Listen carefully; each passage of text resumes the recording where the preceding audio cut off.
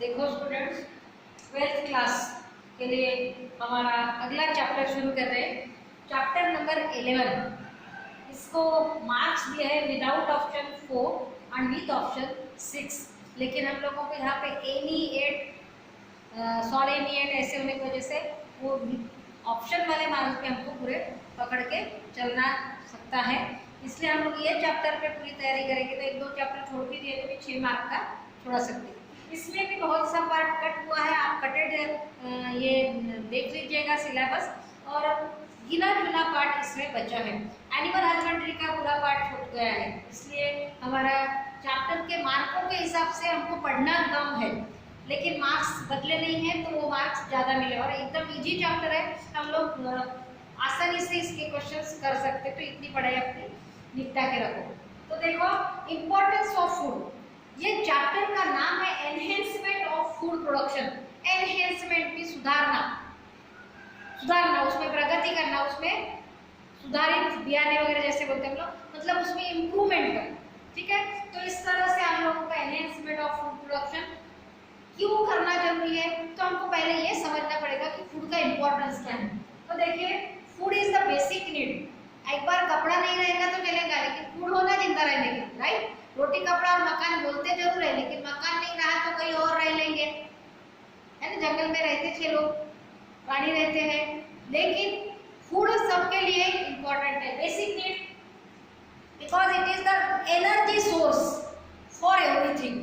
हम लोग खाना खाते तब हमको एनर्जेटिक लगता है, बराबर है, ताकत आती है, बराबर है। तो जिंदा रहने के लिए सबसे पहला महत्व रखता है। Why? It keep alive, alive means जिंदा रखने के लिए, स्ट्रॉन्ग किसी को भी मजबूत बनाने के लिए, हेल्दी मीन्स बीमार नहीं रहे, आरोग्यदायी मीन्स हेल्दी। हेल्दी का मतलब मोटा नहीं होता। It is in the solid और लिक्विड फॉर्म। ये तो हम लोग सॉलिड रूप में खाना खाते हैं, हमको मालूम है, और पेशेंट खा नहीं पाता है, ताकत नहीं है, चबा नहीं पाता है, तो उसको लिक्विड पिलाते हैं, बराबर। अलग अलग तरह के जूस पिलाते हैं, और इस तरह से सॉलिड या लिक्विड रूप में हम लोग फूड खाते हैं। स्वेलो, निगलते हैं, डाइजेस्ट करते हैं और असिमिलेट करते हैं। खाना खाली खाने से नहीं चलता, खा लिया लेकिन हजम नहीं कर पाए तो हमारे बॉडी को उसका कोई यूज नहीं होगा, पीछे से बाहर निकल जाएगा, अनडाइजेस्टेड फूड। तो हमारे फूड की इम्पोर्टेंस किस तरह से है कि हम लोगों ने जो यहाँ से गले में से निकला अंदर, तो हमारे पेट में जाके उसको डाइजेस्ट करना पड़ेगा। तो डाइजेस्ट होने लायक फूड होना, और डाइजेस्टेड फूड हमारे बॉडी में सोख लेता है, अंदर ब्लड में एब्सॉर्ब होता है, उसको बोलते हैं असिमिलेशन। तो असिमिलेटेड फूड, ये क्या होगा कि हमारे बॉडी में वो फूड ब्लड में जाएगा, तो हमारे ब्लड से हमारे बॉडी के हर पार्ट्स को, हर पार्ट के हर सेल्स तक फूड सप्लाई होगा इन फॉर्म ऑफ ग्लूकोज, और हर सेल में इस ग्लूकोज की रिएक्शन ऑक्सीजन के साथ होके फिर उससे एनर्जी बनती है। इस तरह से हमारे बॉडी के हर पार्ट के हर सेल को एनर्जी मिलती है, और तभी जाके हमारी बॉडी प्रॉपरली योग्य तरीके से काम कर पाएगी। इतना इम्पोर्टेंस ये फूड का होता है। तो फिर फूड कैसा खाना चाहिए? खाली मैगी नहीं, कौन सा फूड खाना चाहिए? बैलेंस्ड डाइट, सब तरह का फूड होना, अगर हमारी बॉडी मजबूत होना चाहिए। एक खाली एक तरह का फूड से हमारी बॉडी मजबूत सब तरफ से नहीं होगी। बॉडी मजबूत रहेगी तो दिमाग नहीं चलेगा, दिमाग चल रहा है लेकिन बॉडी नहीं चल, हवा दूध हड्डी पतली, ऐसा नहीं। तो फूड का इम्पोर्टेंस हम लोग उस हिसाब से बैलेंस डाइट के बारे में भी हम लोग समझ रहे हैं। तो nutritive value, keep us well, well all is well समझता है, तो हमारा फूड हमको पूरी तरह से वेल रखता है, मतलब अच्छा रखता है। ये फूड किस किस रूप में होता है, तो उसकी क्वालिटीज क्या होनी चाहिए? तो पहली बात, इसका ऑर्गेनिक फूड के रूप में होता है। हम लोग जो भी तरह का फूड खाते हैं सब ऑर्गेनिक फार्मूला है उसके, इसलिए ऑर्गेनिक फूड बोलते हैं। एनर्जी रिच, उसमें एनर्जी होना। देखो आप लोग कुछ दिन, हम लोग बहुत सारा खाना खाते हैं तो भी उतना जल्दी पेट नहीं भरता, और कुछ खाना ऐसा था कि थोड़ा खा लेते लेकिन दिन भर भूख नहीं लगती। इसका मतलब उस फूड में एनर्जी ज़्यादा होती। तो हम लोग क्वांटिटी ज्यादा मिल सके, ऐसा मतलब एनर्जी रीच होना, तो कम खा के भी ज्यादा एनर्जी मिलेगी। नॉन पॉइजनस, पॉइजनस जहरीला, नॉन पॉइजनस जहरीला ना हो। एडिबल, एडिबल मीन्स खाने लायक। अब खाने लायक जब खाते हैं तो खाने लायक, कहने का मतलब है कि जो चीज हमने खाई उसको हजम भी हमारी डाइजेस्टिव सिस्टम कर सकती है। हमारी डाइजेस्टिव सिस्टम जो बनी है उसका जो फंक्शन है वो उस खाने को हजम कर सके, ऐसा ही खाना खाना चाहिए। हम लोग हर खाना, मटन खाओ तो देखो फिर रोज रोज मटन खाओ तो हजम नहीं होगा। कहने का मतलब हमारे डाइजेस्टिव सिस्टम रोज रोज मटन को हजम करने लायक कैपेसिटी नहीं रखती। मतलब एडिबल होना तो ये भी उसमें पकड़ना है। नरिशिंग, नरिशिंग पोषक तत्व भी होना। पोषक तत्व खाली हम लोग पेट भरने के लिए खा रहे हैं ऐसे नहीं, हमारी बॉडी के सभी फंक्शंस नॉर्मल होने के लिए जो भी पार्ट होना, carbohydrate, protein, fat, minerals, vitamins वगैरह वगैरह, ये सब उसमें मिलना चाहिए। तो इस तरह का फूड होना जरूरी है।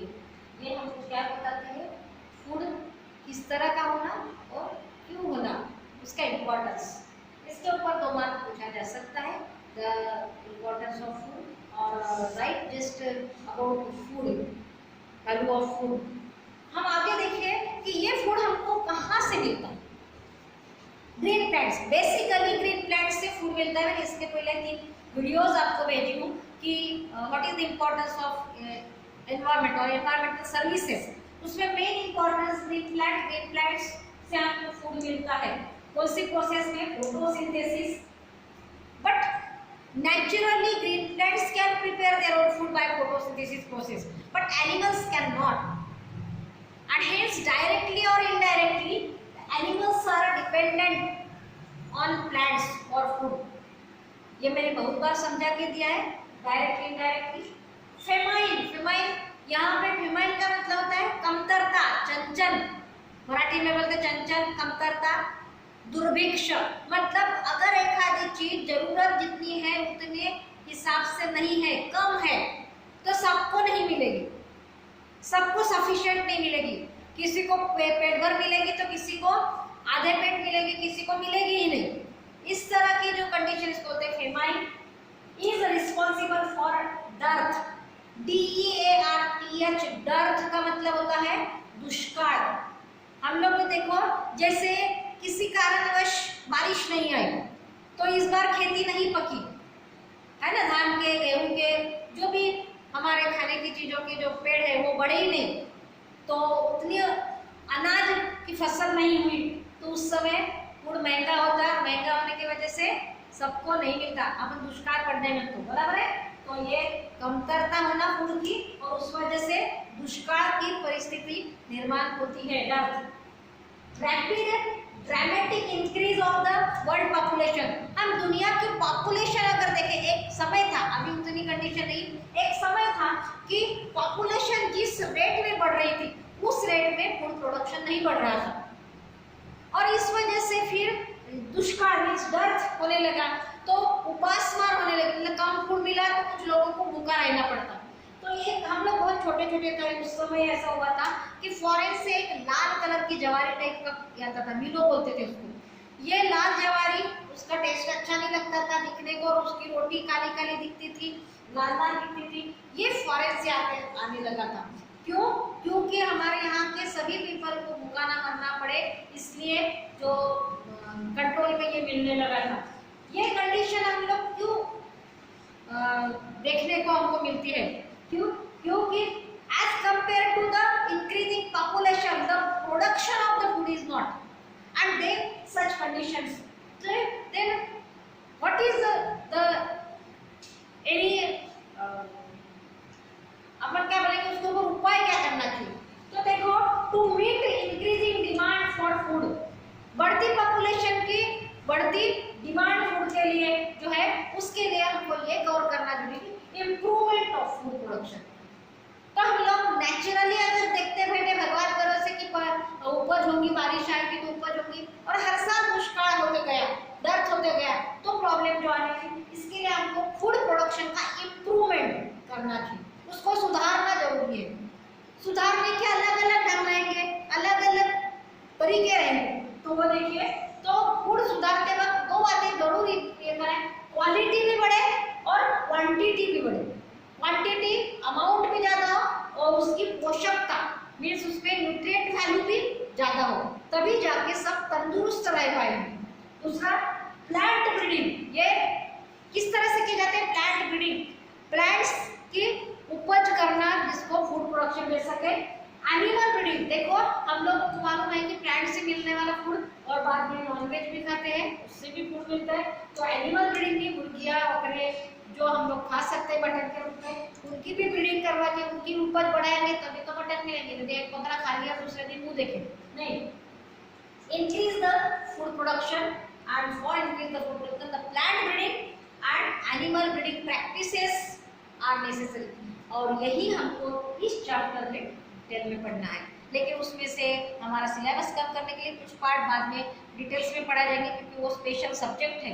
बीएससी में एनिमल हस्बेंड्री की जाती है, डेयरी की जाती है, इसलिए वो टॉपिक छोड़ दिया उन्होंने और इन जनरल दिया है फूड प्रोडक्शन के बारे में। तो हम लोग आगे का टॉपिक आगे लेंगे।